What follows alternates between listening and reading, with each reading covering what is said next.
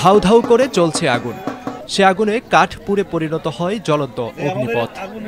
খালি পায়ে নির্ভয়ে সে পথ পেরিয়ে যান একে একে ২২ জন সন্ন্যাসী। দেখলে গা শিউরে ওঠে। এ দৃশ্যের দেখা মিলল নড়াইল সদর উপজেলার কোরগ্রাম বারোয়ারি মন্দির প্রাঙ্গণে।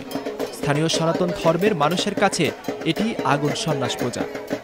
ঢাকঢোল আর শঙ্খধ্বনির তালে তাল মিলিয়ে ভক্তিময় পরিবেশে কয়েক মিনিট ধরে চলে অগ্নিপদযাত্রা। দর্শকের চোখে বিস্ময়, সঙ্গে ভক্তদের প্রার্থনা। আগুন সন্ন্যাসী অনুষ্ঠিত হলো।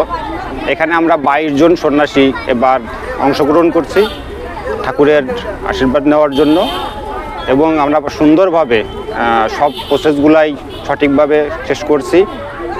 কি বললে আপনারা বুঝবেন, এখানে আমরা ৩০ মণ কাঠ জ্বালিয়ে কয়লা করে তার উপর সন্ন্যাসীরা সবাই মিলে একে একে হেঁটে গেছে। হিন্দু ধর্মাবলম্বীদের মতে মহাদেব শিবকে তুষ্ট করতে প্রতি বছর চৈত্র সংক্রান্তির রাতে এই বিশেষ আচার পালিত হয়।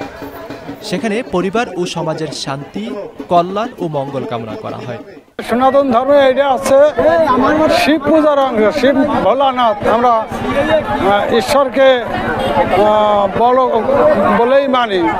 এনার কৃপায় আমরা বহু রোগ ব্যাধি হতে মুক্তি পাই, তাই বছরান্তে এনার স্মরণ আমরা করি। এটি এক ধরনের আত্মোৎসর্গ ও বিশ্বাসের বহিঃপ্রকাশ।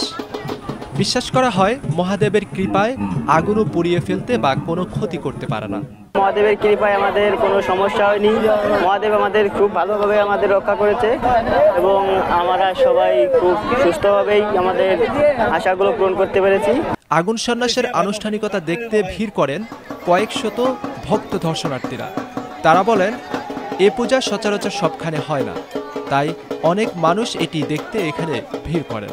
আগে পূর্বপুরুষ থেকে এই অনুষ্ঠানটা বয়ে আসছে, আমরা সেইভাবে এই অনুষ্ঠানটা করি। গ্রামের মঙ্গলার্থে কিংবা বাচ্চা কাচ্চা সবাই আনন্দ উপভোগ করে, আনন্দ পায়।